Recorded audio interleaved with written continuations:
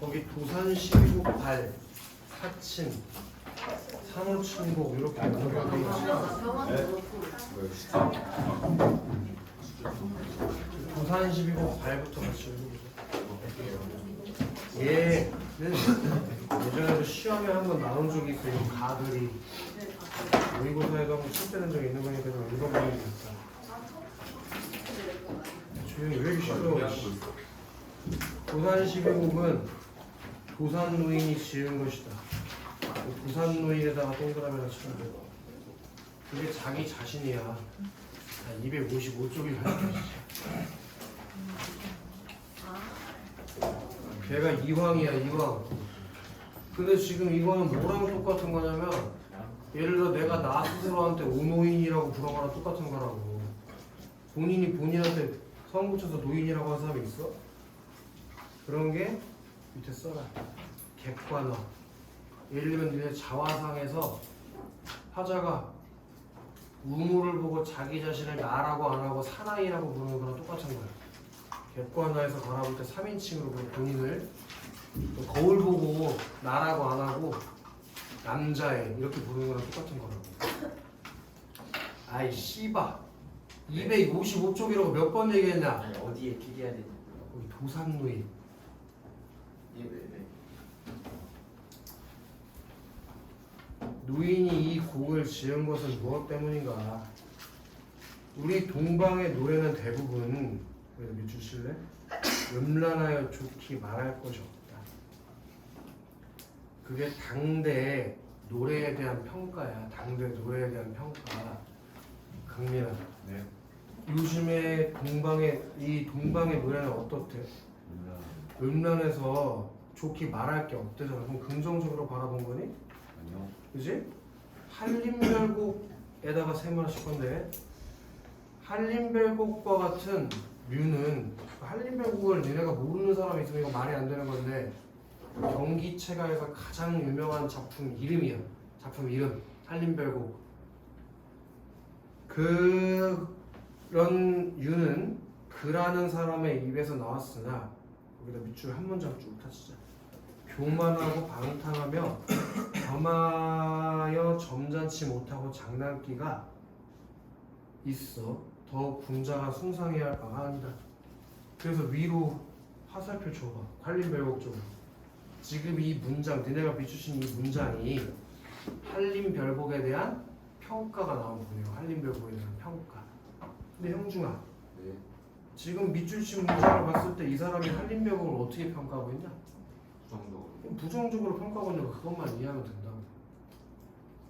오직 근세에 이별의 육가에다가 세워칠래? 이별의 육가? 이별이 그 만나고 헤어지고의 이별이 아니다. 사람 이름이야. 육가가 노래 제목이고. 이별의 육가가 세상에 성대하게 전하니 오히려 그것이 육가겠지? 이보다는 좋다고는 하나. 이는 한림별곡이겠지. 육가가 한림별곡보단 좋다고 하나. 이거라고. 그래도 여기도 한 문장 밑줄 쭉 다시. 세상을 희롱하고 불공한 뜻만 있고 온유도누한 내용이 적은 것을 애석하게 여긴다. 그리고 육가한테 화살표를 올려줘. 지금 밑주신 걸. 그게 육가에 대한 평가일 테니까. 근데 방금 봐봐. 세상을 희롱하고 불공이라는 게 무슨 뜻이야? 불공. 공손하지 않다는 뜻이야. 공손하지 않다. 세상을 희롱하고 공손하지 않은 뜻만 있고 온유도는 밑에 써있네. 온화하고 부드러움의 인정이 두터운 내용이 적대. 그럼 이것도 어떻게 평가하고 있는 거야? 육가도 부정적으로 평가하고 있는 거지. 이해됐나? 노인 동그라미 칠까? 노인? 그럼 그 노인이 니네가 처음에 동그라미 쳤던 도산 노인, 본인 자기 자신이겠지? 도산 노인이 평소 음악을 잘 알지는 못하나 그래도 세속의 음악을 듣기를 싫어했다. 한가히 살면서 병을 돌보는 여가에 무릇 정성에 감동이 있는 것을 매양 시로 나타냈다. 그러나 지금의 시 밑에다가 한시라고만 써놓은, 어차피 이거 쓸 필요도 없어 사실은. 근데 지금 수업 시간이니까 쓰는 거야. 주석에 써있잖아. 지금의 시가 뭘 말하는 거라고. 중국의 한시를 말하는 거라고. 근채시. 지금의 시는 잠깐 옛날의 시는 안 써있으니까 쓸까? 그럼 우리나라의 시를 말하는 거야. 우리나라의 시. 한시는 한문으로 쓴 시. 그리고 옛날의 시는 우리 가요, 예를 들면 고대가요, 고려가요 같은 가요를 말하는 거야. 걔와 달라서 밑줄 하나 칠까? 을풀 수는 있어도 노래하지는 못해. 그러니까 한시는 을풀 수는 있는데 그걸로 노래를 부를 수는 없다는 단점이 있대. 그래서 내가 일찍이 이 시의 노래를 모방했대. 친구들, 그럼 여기서 말하는 이 시는 누굴까? 대원아, 이 시의 노래를 모방했다고 했으니까 이 시는 사람일 거 아니야? 네.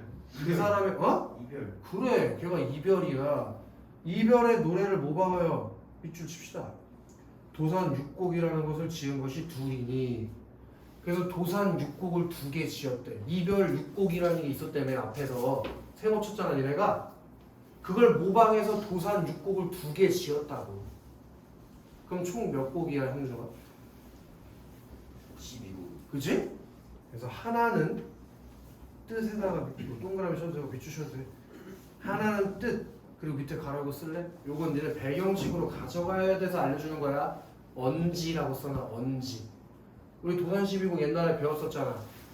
앞에 1수부터 6수까지는 자연에 대한 만족감을 노래하는 언지로 이루어져 있다고 했었어. 오케이? 그리고 나머지 하나, 그 하나는 밑줄 칠래? 학문, 동그라미 쳐도 돼. 학문. 걔 밑에다 쓸까? 걔 언학. 그래서 우리가 7수부터 12수까지는 학문 수양의 의지를 노래하는 언학으로 이루어져 있다고 배웠다고. 도산12국 작년에 수능에 나왔었다. 오케이? 올해도 뭐 나오지 말라는 법은 없지만은 글쎄 도산12국이 또 나오기는 어렵지 않을까 생각해.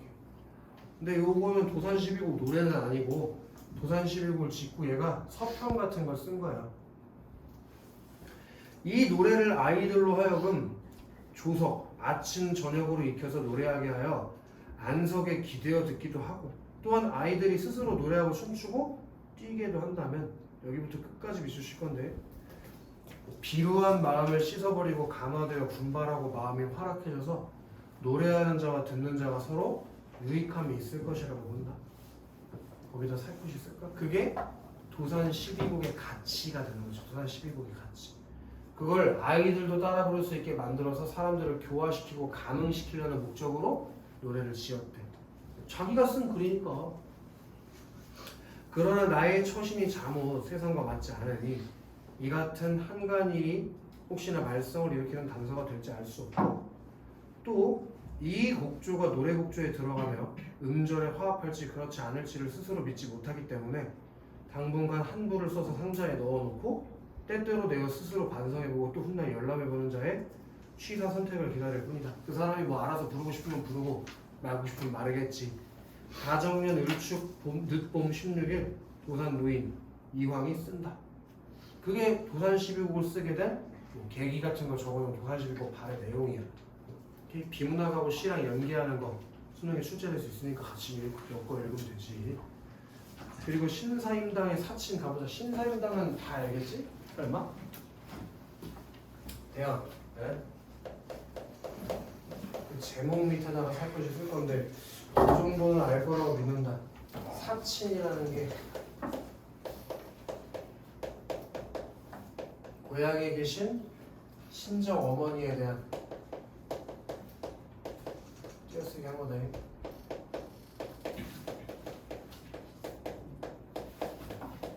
그리움에 대해서 노래한 작품이에요. 고향에 계신 친정 어머니에 대한 그 신사임당 성별은 알잖아. 여자라는 걸 모를 리는 없잖아. 오마우는 나오니까. 그치? 천리길에다가 밑줄 하나 쓰시고 첩첩산에다가 밑줄 하나 써주시고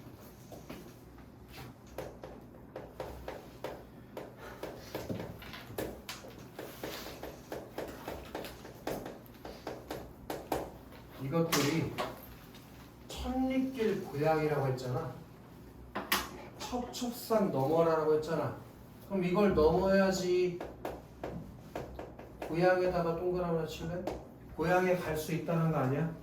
너 우리 형 중에 총고 다니면서 내가 몇 번 얘기 준 거 같은데 심리가 몇 킬로라고 했나? 심리가 4킬로란 말이야. 그럼 천님의 몇 킬로? 400km 아니야? 400km 서울에서 부산이야. 서울에서 부산. 그럼 내가 지금 부모님이랑 그렇게 멀리 떨어져 있나? 그렇지 않겠지. 무슨 법이 있겠냐? 과장법이 있겠지. 과장법. 그만큼 나랑 내가 살고 있는 곳이랑 어머니가 계신 고향이랑 심리적으로나 물리적으로나 뭘 느끼고 있다는 얘기야? 가령 그래, 거리감을 느끼고 있다는 얘기야. 그걸 과장되게 표현한 거야. 쉽지? 형광펜 있으면 치면 좋을 것 같아. 가고픈 마음. 그 고향의 가고픈 마음. 거기다 왜 형광펜 치겠니? 그게 화자의 정서가 직접적으로 제시됐으니까. 그래서 가고픈 마음에 밤마다 꿈속에 찾아가. 여기 너무 가고 싶어서 밤마다 꿈속에 찾아간대. 그럼 이 고향에 대한 화자에 무슨 정서가 있는 거야? 그리고 그래. 그리움의 정서로 밤마다 꿈에 찾아간다니까. 이해됐나? 그 뒤는 그냥 가볍게 읽으면 되는데 한송정 동아시아 한송정?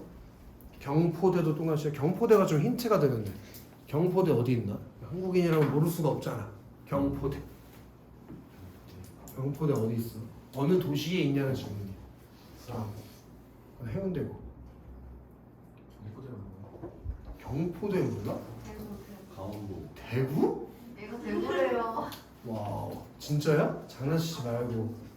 경주를 아는데요. 서울 강릉 강릉이지. 강릉. 경포대 안 가봤나?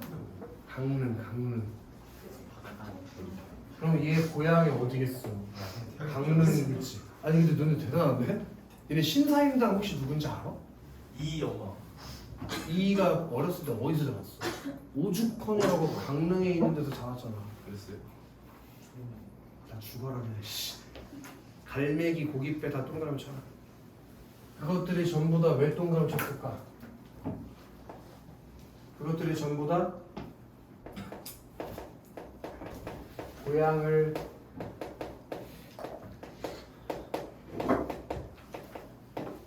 떠오르게 만드는 대상들이라 동그라미 친 거야. 한송정도 그럼 강릉에 있겠지. 한송정가에는 하늘과 물속 달이 걸려 있고 경포대 앞에는 한 줄기 바람 불어오네. 요 두 줄. 봐봐 형중. 어디에는 뭐하고 어디에는 뭐하네. 그럼 비슷한 문장 구조가 반복되어 있지 않아? 여기 무슨 법이 쓰인 거야? 대구법이 쓰여야지. 대구법이. 마찬가지로 경포대 앞에는 한 줄기 바람이 불어오네.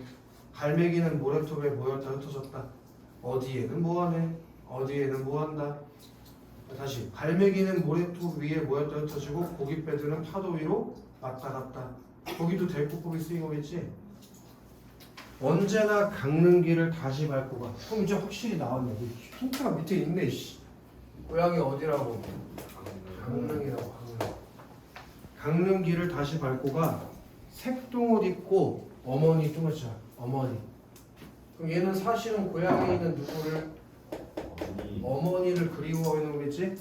어머니 곁에서 바느질 할까? 의문형음이 아니잖아.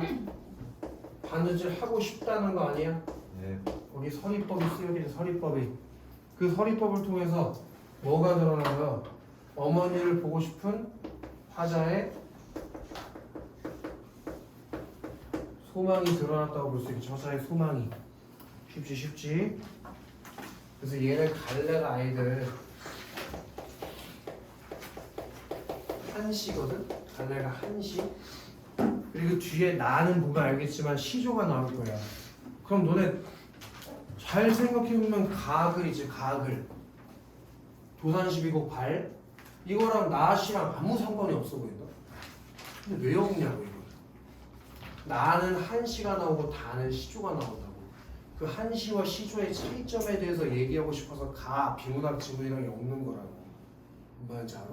그 정도는 떠올릴 수 있어야지. 그래서 얘가 주제가 뭘 노래하니? 고향에 계신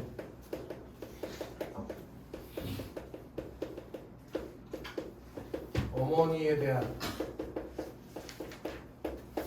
그리움에 대해서 노래한 시고, 그지? 좀 몇 가지만 기억해야 되는 특징이 있다면 과장법을 통해서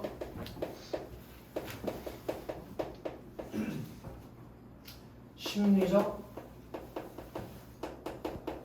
거리감, 어머니와 나의, 고향과 나의 심리적 거리감을 드렸다는 점, 그리고 서리법, 요걸 통해서 화자의 정서가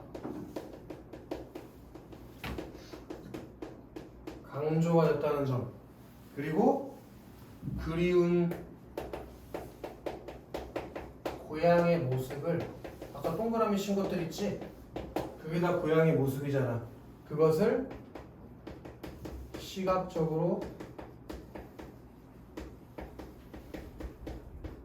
드러냈다는 점 정도를 정리해 볼 수 있을 것 같다. 오케이? 그 다음에 바로 다시로 가자. 다시. 산호친모. 그럼 벌써 노래 제목이 똑같잖아. 그치? 얘는 유배지에서, 신사임당은 친 쪽이 시댁에서 엄마 보고 싶다고 노래 지은 거고, 예, 산호친곡은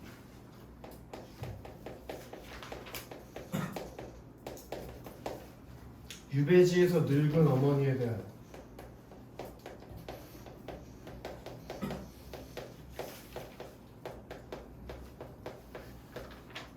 그리움에 대해서 노래한 시조다. 시조, 연시조.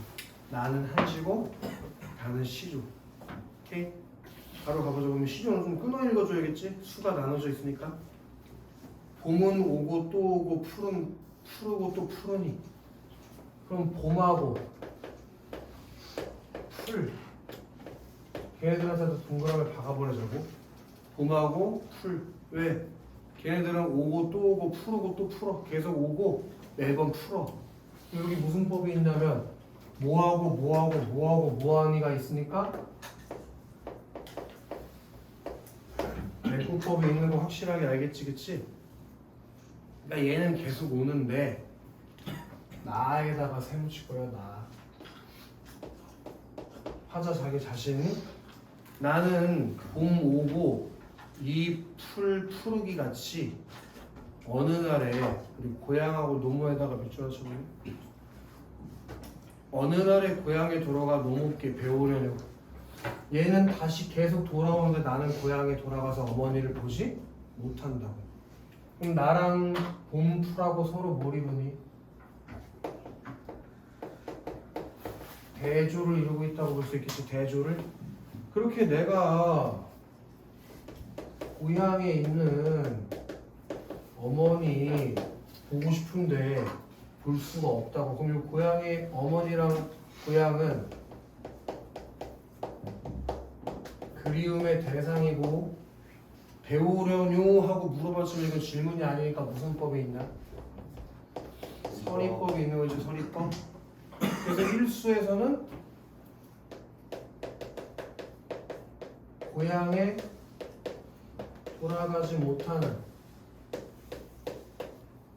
화자의 처지를 이런 표현 방법으로 표현했다는 거예요. 서리법이나 대조 같은 걸로. 쉽지? 그다음에 기러기에다가 배표하자. 기러기. 옛날에는 기러기가 발에다가 편지 묶어서 그걸로 편지를 보냈다고. 우체국이 없잖아. 그지? 그러니까 기러기가 소식을 전해줄 그런 자연물이다. 그 정도만 알고 있으면 돼. 기러기가 아니나니 편지를 누가 전하리? 그럼 거기 무슨 법이 있나? 소리법. 서리법이 있겠지, 그치? 기러기가 날질 않아서 내 편지를 전해줄 사람이 없대. 그럼 그건 괜찮아. 그래서 시름. 이 기러기가 날지를 못해가지고 시름, 근심과 걱정이 가득한. 시름, 근심, 걱정 이런 게 가득하다니까 내가 소식을 전해줄 수가 없어서.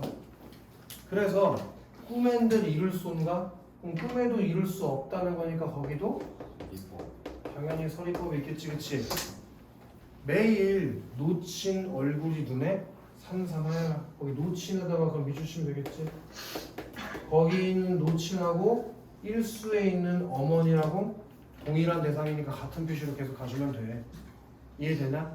그럼 계속 매일 놓친의 얼굴이 눈에 삼삼하게 보인다는 건 이 사람에 대한 그리움과 걱정의 정서가 있다는 얘기겠지, 그치? 그럼 여기 이 육수는 뭐라고 정리해 줄 수 있니? 놓친에 대한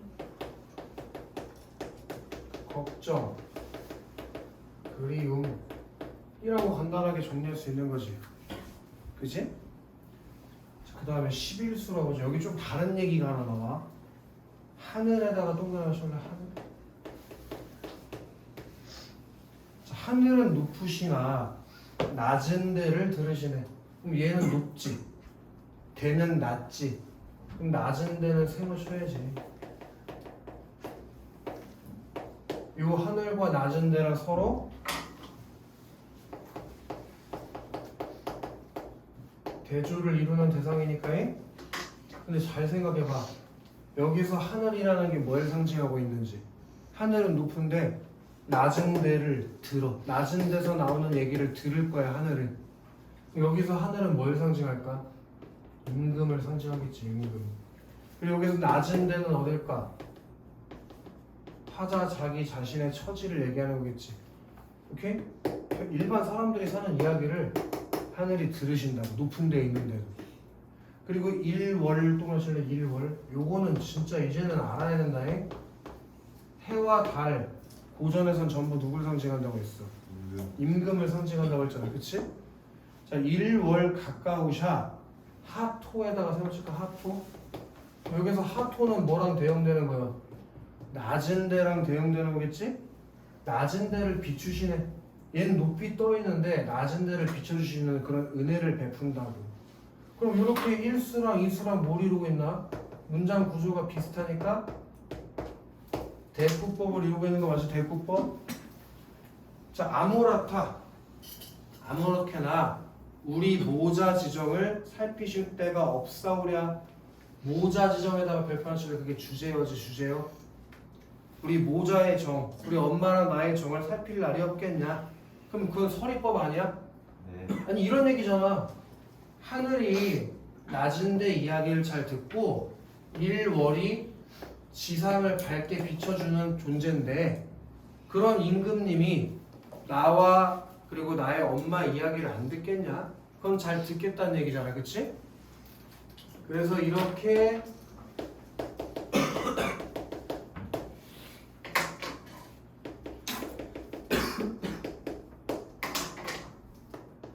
여기 하늘이 모자의 그리움을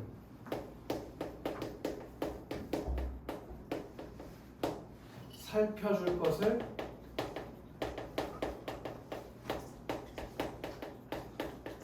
기대하는 그 기대감이 서리법을 통해서 강조되어 있다라고 볼 수 있겠다.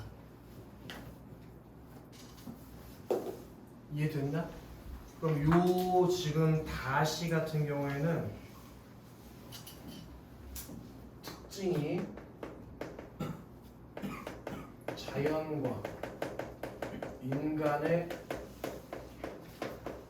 대조. 여기 변함없는 자연과 인간의 대조가 있다는 점.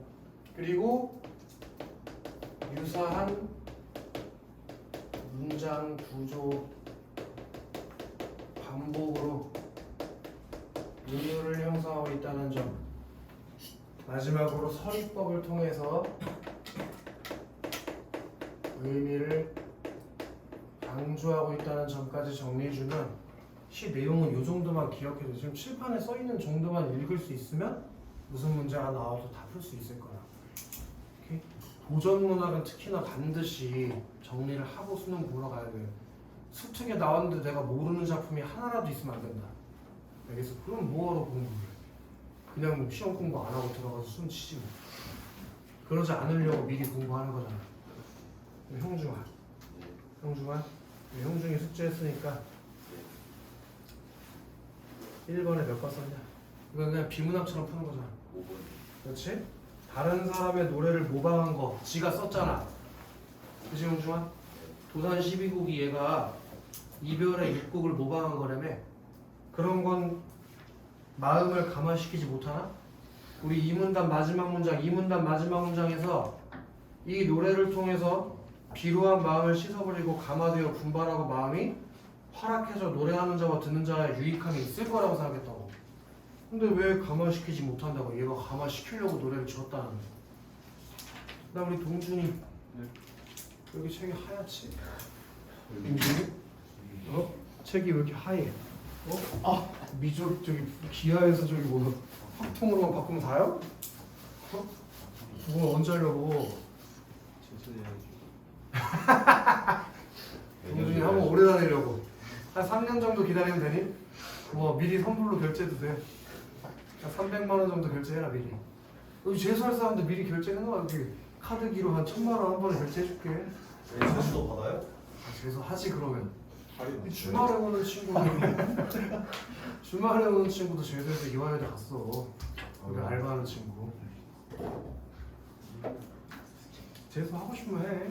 왜 재수하려고 현역사 가면 되지. 그치? 강민아 네. 2번은 너무 쉽네. 네. 유사한 문장 구조 반복 대꾸법 있었지. 네. 여러 가지 의문형 표현이라고 한다면 서리법인데 예를 들면 1순에 배우려뇨 그리고 11수에 없사오랴 있지 않냐? 그러면 일정한 문구를 내고 3번 선택지에다 별표 하나 쳐볼래? 2번에 3번 선택지? 이런 게 배경식이라는 건데 너 대현이 이거 갈래가 뭐냐 다 해. 뭐더라? 지금도 수업하기 전에 내가 얘기해줬잖아. 들었는데? 들었지. 고시 아유 씨. 한시 빨리 다 뽑아야겠네 저게 지금. 한시 나 연시조라고 돼지 새끼 연시조. 한 개의 시조가 여러 제목으로 나열되어 있는 게 연시조에 되어나. 지금 몇 수까지 있어 이거? 11수 더 있겠지? 11수 그냥 우리 책에 있는 것만 해도 11개나 있다니까.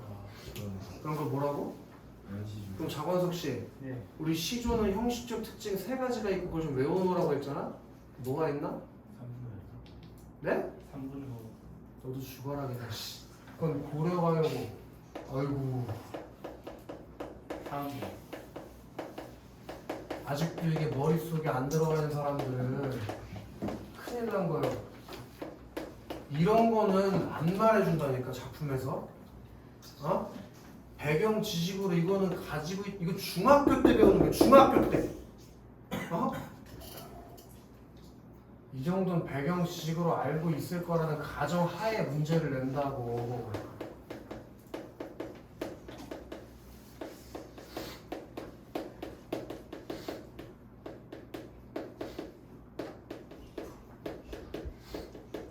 어떻게 아직도 이걸 모르고 있을 수가 있어. 시조의 형식적 특징이 3장, 6구, 4음보, 종장의 첫 음보는 3음절을 맞춰서 쓰는 거라고. 어? 이제 인간적으로 좀 외워라. 그러니까 3번 선택지는 보자마자 걸러야 된다고. 이거 시조인데 당연히 4음보 맞추지 않았겠냐? 그러니까 이건 고민하고 있으면 안 된다고 이런 거는.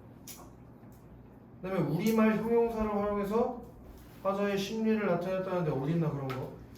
예를 들어 삼삼하야라 그런 데 있겠지? 그럼 답이 5번이겠네. 여기 점층법이 쓰인 게 없잖아. 쉽게 답을 고를 수 있는 거지.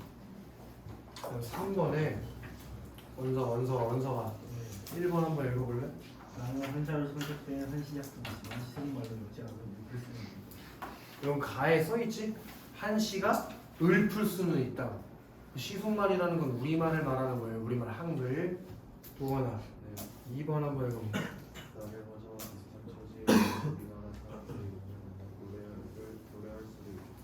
화자와 비슷한 처지에 있는 우리나라 사람들이 읊는다면 노래할 수도 있겠군. 나 한시는 노래할 수 있냐 없냐? 없어. 앞에 가봐봐. 저기 이 문단 두 번째 줄 니네 세모 친 거 밑줄 친 거 있지? 지금시가 한시라며. 나가 한시잖아. 그지? 한시는 을 풀 수는 있어도 노래하지는 못한다고 방금 밑줄 치고 왔잖아. 적절하지 않은 거 고르는 거니까 당연히 2번이지.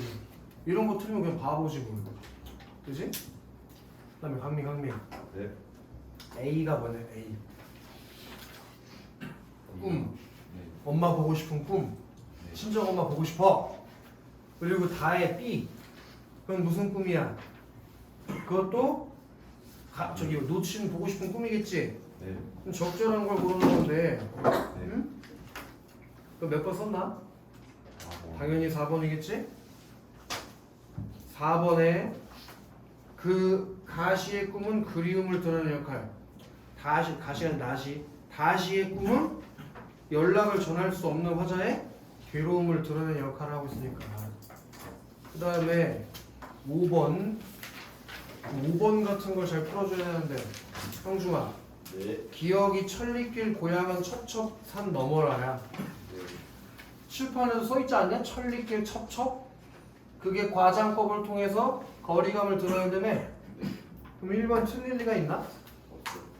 그 다음에 우리 대원이는 이 정도는 충분히 알 수 있을 거라고 생각하고 있는데 야 무라일체가 뭐냐? 그 가상하고 아주 그냥 아주 그냥 동질화 어려운 말 쓰고 싶어 하네. 자연과 내가 하나 되는 경지. 이게 무라일체지?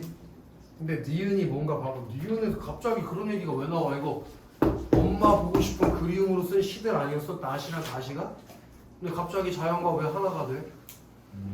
그러니까 말이 되냐고. 갈매기가 모래톱에 모였다 흩어져서 하는 게 고양이의 모습을 형상화한 거지 자연과 내가 하나 되는 게 아니잖아. 그러니까 당연히 답이 2번으로 가야지. 그 다음에 재연아 6번에 그 보기 한번 크게 읽어볼래? 신사임당의 사친구와 이남용의 사무친구는 화자가 느끼는 그리움을 직설하는 잠깐만 엄마 차 들어오니까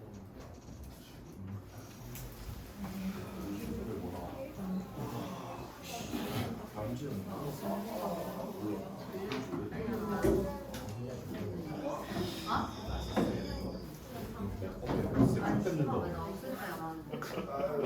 나 오늘 막 반달 잡았어. 막 굴려 먹어. 진짜.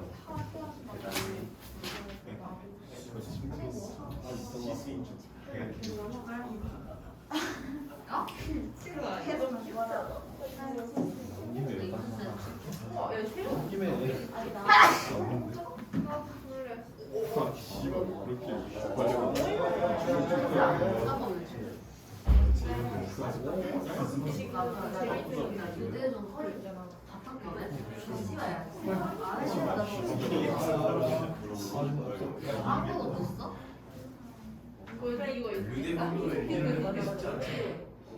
아 이게 그거구나. 내가 박사가 귀엽다. 그새 떠들기니.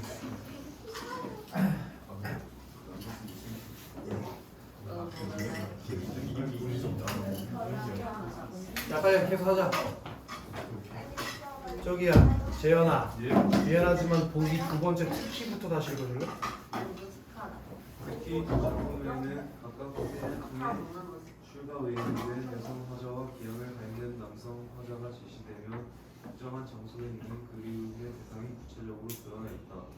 두 화자가 느끼는 그리움은 모두 그들이 처한 외부적 상황과 개인적 소망 사이에 괴리해서 기인한 것으로 이들은 일어난 상황에서 순응하면서 여러 가지 자연물을 통해 그들이 겪어야만 했던 그리움과 간절한 소망을 드러내고 있다. 나의 화자가 가고픈 마음을 가지게 된 것은 오늘날과 같이 친정이나 고향을 자유롭게 방문하기 어려웠던 외부적 상황에 기인하고 있대. 옛날에 조선시대 때는 뭐 친정 가고 싶으면 가. 그게 어렵잖아. 그러니까 가고픈 마음을 갖게 됐겠지. 그 다음에 화자가 일월, 그 일월이 아까 형주가 뭘 상징한다는 거야? 임금. 하토는? 그냥 평민들이 사는 세계지, 그치? 그걸 비춘다는 표현을 통해 자신이 겪고 있는 그리움이 해소될 거라는 낙관적인 전망의 이유를 밝혔다. 왜? 여기잖아, 여기. 모자의 그리움을 살펴줄 거라는 기대감. 그치? 그 다음에 3번에 나에는 강릉에 있는 어머니를 다시 만나고 싶다는 소망. 확실히 맞지?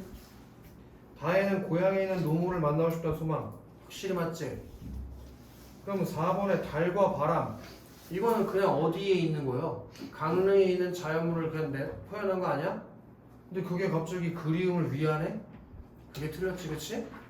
그리고 다의 기러기와 하늘은 화자의 그리움을 심화하는 역할을 하는 자연물에 하는데 전혀 그렇지 않지? 네. 그러니까 답이 4번일 것 같네. 그 다음 5번엔 나의 언제나와 다의 어느 날을 통해 화자가 처한 외부적 상황과 개인적 소망 사이에서 괴리라는 단어 뜻을 모르는 건 말이 안 되는 것이다. 차이점, 그치? 차이를 해소하기 어렵다. 확실히 맞는 것이니까 이건 뭐 4번, 5번을 헷갈리는 것만 되는 거고 1, 2, 3번 고른 사람들은 그냥 죽어라. 그럼 여기까지 이제 갈래복합 5 마치고 갈래복합 3으로 가보자. 244쪽에